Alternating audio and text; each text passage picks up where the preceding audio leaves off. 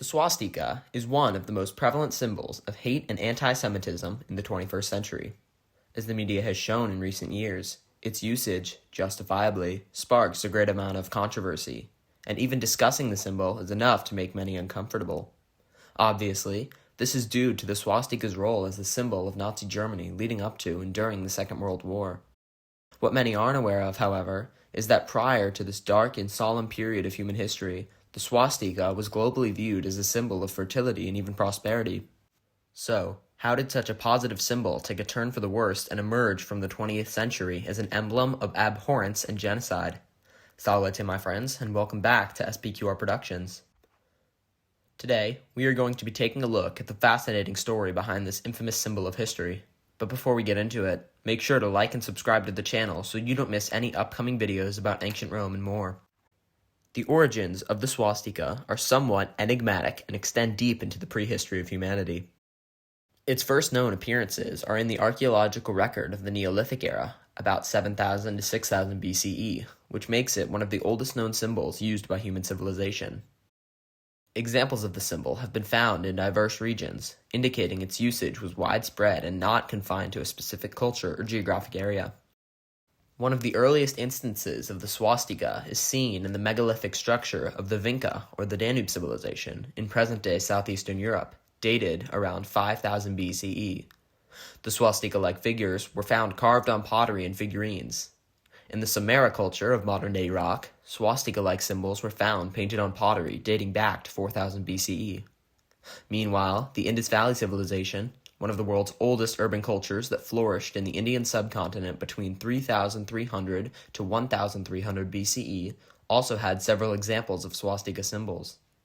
Seals and pottery discovered from this civilization have clearly identifiable swastika symbols. This further indicates that the symbol was prevalent across cultures and was often associated with religious or spiritual contexts. It's important to note that while the shape remains similar, the early meaning of the swastika likely varied widely between these different cultures. This is particularly true as there is no evidence that knowledge of the symbol was transferred between these ancient societies. The recurring emergence of the swastika across diverse cultures might be attributed to its simple, symmetrical shape that could be easily replicated, making it a ubiquitous symbol throughout human history. Given its prevalence throughout history, it is challenging to pinpoint a single origin of the swastika. Instead, its presence throughout millennia and across continents testifies to the symbol's universal appeal and its likely independent development within different cultures. In many Asian cultures, the swastika has a long history of symbolizing good fortune, prosperity, and spiritual victory. This is particularly evident in religions such as Hinduism, Buddhism, and Jainism, where the symbol has been deeply integrated for thousands of years.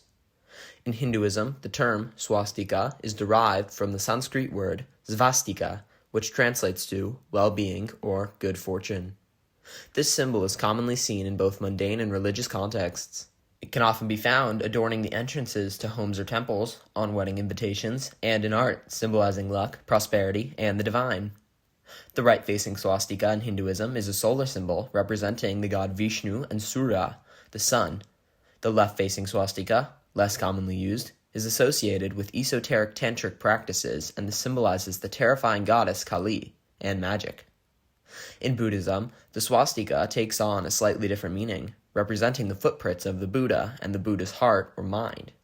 It is a symbol of eternity, conveying the cyclical nature of life, death, and rebirth, concepts central to the Buddhist philosophy. In China, the swastika is also known as Wan, symbolizing all, whole, or eternity. It frequently appears in Buddhist temples and artworks, often associated with Buddhist footprints. The Jains also give the swastika a prominent place in their rituals. The four arms of the swastika symbolize the four places of rebirth: heavenly, human, hellish, and animal, marking the perpetual cycle of birth and death until liberation is achieved. The swastika is an important symbol in the ritual of the Paryushan festival, a significant Jain festival. Outside these religious contexts, the swastika was often used as a symbol of good luck, even appearing in commercial contexts. In Japan, the swastika, known as the manji, was and continues to be used on maps to represent Buddhist temples. The symbol has also been used in various forms of Asian art and architecture due to its aesthetic symmetry and spiritual significance. Despite the unfortunate association with Nazi Germany in the West, In much of Asia, the swastika continues to be revered as a symbol of spiritual victory and good fortune. In ancient Rome, the swastika, known as the gammadion or crux gammata because of its association with the Greek letter gamma, was used as a geometric motif and decorative element in various forms of art and architecture. It appears on mosaics, coins, and monuments throughout the vast Roman Empire. The swastika's meaning in the Roman context is not entirely clear, partly due to the Romans' habit of assimilating and combining elements from different cultures, including Greek, Etruscan, and Eastern cultures. However, it's believed to have been a symbol of eternity or cyclical recurrence, reflecting the nature of time, seasons, or life-to-death rebirth. This is because the swastika's structure, with no beginning or end, easily lends itself to such interpretations. The swastika was also frequently associated with the Roman god Jupiter, the equivalent of the Greek god Zeus.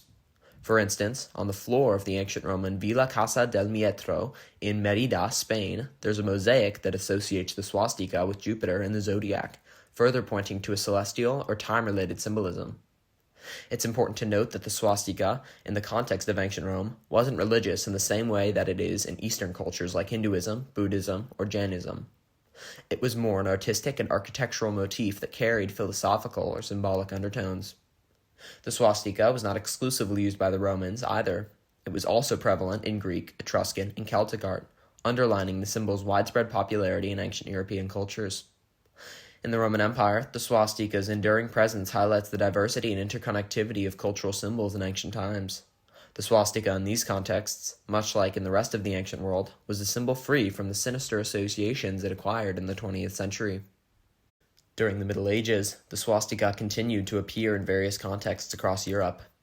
Given its ancient roots and widespread recognition, the symbol was sometimes employed in Christian artwork and architecture, acting as a decorative motif rather than carrying any specific Christian meaning.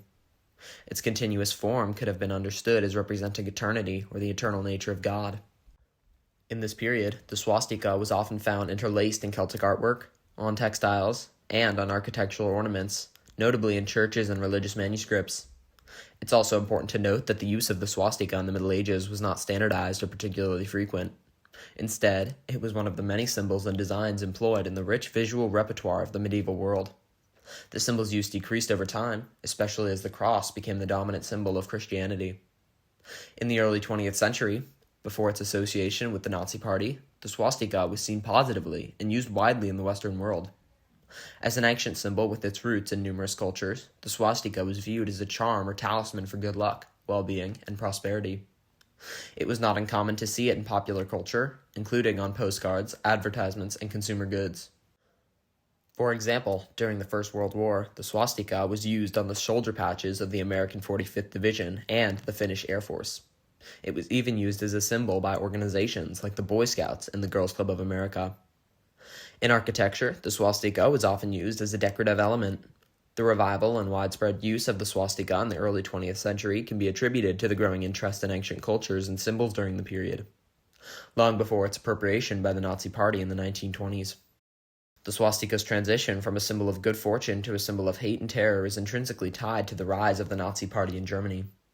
In the late 19th and early 20th century, there was a surge of interest in ancient symbols and civilizations in Europe and North America. The swastika, due to its presence in Indo-European cultures and its aesthetically pleasing geometric form, was one of the symbols that intrigued many people. Particularly, it was adopted by Volkisch movements in Germany, which were a blend of populist nationalism and romantic mythology. Guido von List, a prominent figure of this movement, proposed the swastika as a symbol of Aryan identity, a term he used to denote the ancient peoples who spoke Indo-European languages. This notion, however unfounded and manipulated, started to gain traction among certain circles, including a small yet increasingly influential political group, the Nazi Party. In 1920, Adolf Hitler decided to use the swastika as the symbol for the Nazi Party. He chose the swastika as he believed it represented a racially pure state in the struggle for the victory of Aryan mankind. The swastika was stylized into a flag with a white circle and a black swastika in the middle on a red background.